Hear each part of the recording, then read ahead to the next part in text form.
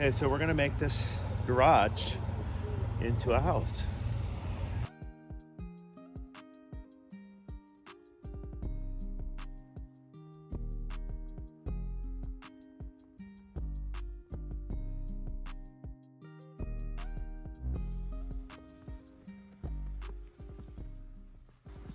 As you can see, it's a pretty well-built garage, but it is built like a garage with, regular garage trusses, not an energy hill that we're using in houses nowadays. Also, every window and door is in the wrong place. And as you can see, it has a big door up front like every other garage. And we'll have to take that out. Winter time, and we want to get this dug in before the ground freezes.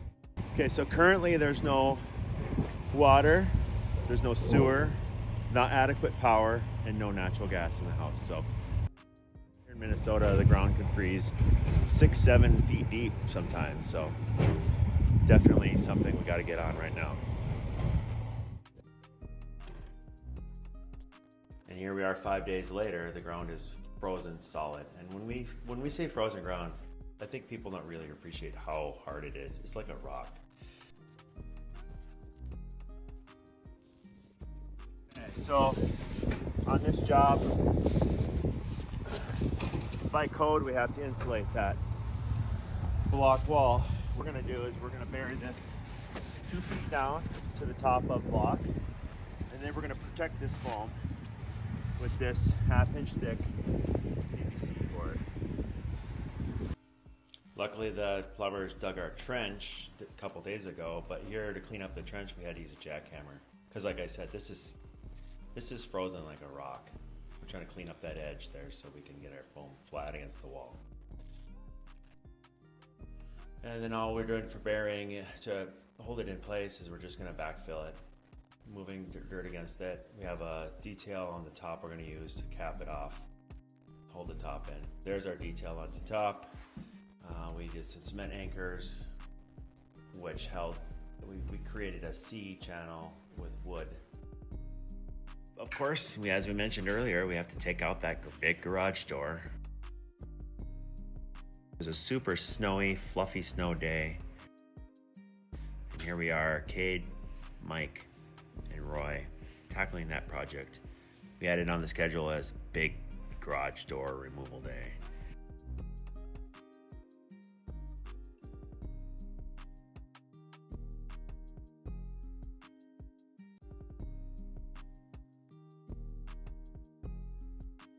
Here we got Iron Range Plumbing, our local plumber that we work a lot with, installing the rough-in plumbing, which includes the drains, the water lines. And here we are core drilling through the footing. That, so there's some difficult things in here they had to do. Basically get all the utilities in underneath or through the footings, and it was quite a job. We're gonna come back with some concrete. We mixed up, can't remember how many bags, but it was a lot of bags. Filled all the trenches in, tried to get at least 4 or 5 inches, and we had to run heat on there. We did have some insulation and plastic up in there because it was like 20 plus below zero that week. Of course, we have to install some insulation, a vapor barrier. We decided to put the plywood on and then drywall on top of it, ready for eventually when we get to that spot. But this way they will be installing their boilers and zone valves and all the electrical needs right on the surface of the drywall rather than on plywood, and then having us have to try to somehow cut around those items with drywall. See here, we're installing a in-floor heat system. We're gonna put these 7-inch panels down. No idea why they came up with 7 inches on this. Seems ridiculous to me. And honestly, the whole process was a big pain in the butt. And luckily, Mike's a real smart guy and he was able to figure this out. He laid the floor down, minimal fasteners. It doesn't really spec out how many fasteners going into it, but we realized after day one that didn't work. After the floor heated up, every board was curled and warped. Mental note here, never use this product, and I do not recommend this product to anybody else. It was a real pain in the butt. I think maybe in some different scenario where you can nail it down to a wood subfloor might be better option, but this was not a good product. I think it'll work really good in the end, and the customer will enjoy a nice warm floor. There won't be any problems longevity wise. It just was a real pain in the butt to install. We had to put like 10,000 fasteners into it to keep it flat. I think we all got a chance to run a few screws into this floor. Finally, Julie finished it up on day like 27.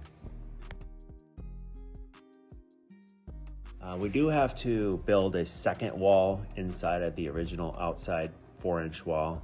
This will flush up with the inside face of the block and also support our new ceiling, which we've decided to drop down to 8 feet, just to standardize things. Also gives us room for insulation and plumbing, electrical. The customer decided that in this project, instead of having a 2-bedroom house, they wanted a 1-bedroom house, which I think we all agreed was a great idea. There just really wasn't room for 2 bedrooms in this little space. So it did add a few changes for us. Luckily, nothing in the plumbing had to change because the bathroom, the laundry room, and the kitchen were all not affected by this plan change. We ended up having an engineer stop by and check our framing detail on the ceiling, and he suggested we use 2x8s on the longer span and 2x6 on the shorter spans. He also came up with a framing detail which included the fastener configuration and connection points. Okay, here we got Mike installing this exterior door. We did come up with a pretty good plan to have the brick mold lay flat against the wall. Notice there's that foam detail on the outside, but I think we really came up with a good plan and it worked out great. We have, here in Minnesota, we gotta make sure we put lots of caulk behind the brick mold and underneath the threshold. Okay, on this vapor barrier, we make sure we do a good job of sealing it up and taping it. I don't know if you noticed in the video, but we have a skinny strip of plastic above each wall. That way we're able to get the vapor barrier to attach to both sides of the wall without trying to run it over the wall. Here we're getting it delivered by Tamarack Building Materials. These guys are great. They boom it into the door for us essentially. Anytime we can use a boom truck, we use a boom truck. You wouldn't think you would need it for drywall, but look at that. I mean, just being able to just boom it right into the door. We're not trying to walk through snow carrying 12-foot 5/8 drywall. It's just amazing. Just really a professional organization. And I'm obviously not sponsored by Tamarack, but we love them because, they care about safety like we care about safety. They actually had 2,000 days without a lost time, or actually an OSHA reportable accident, which is really huge. It's hard to get, it's like almost 6 years without any sort of accident. So they're doing awesome. We love using them. They really pride themselves on safety. Notice how they work together as a team. They're loading that cart. Everything is working together. They're not straining themselves. Okay, here we got Raph and Elsie hanging up that first sheet of drywall.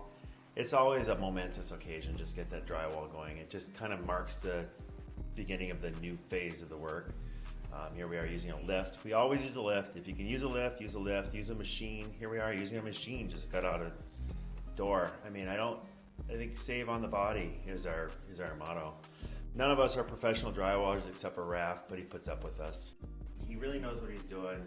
Does all the factory horizontals, all the vertical corners, and then the ceiling. We also pre-fill everything. Any joint over 1/8 of an inch, we pre-fill with Durabond, setting type mud. Raph does a great job, and we're lucky to have him. Here we are installing these Pella windows. We love Pella windows.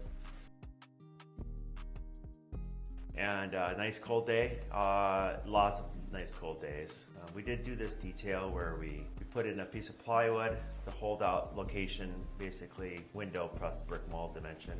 And it actually worked out great. We were able to utilize all those opening sizes. So we sided the house first, then we had our windows. We could still do our tape detail, drip cap, everything we need to do. It's been really a nice winter project for us, and we were lucky to have it, honestly. but we're really excited to be on the inside now, pretty much the whole time, the rest of the time, and should have this thing wrapped up in less than a month. Thanks for watching.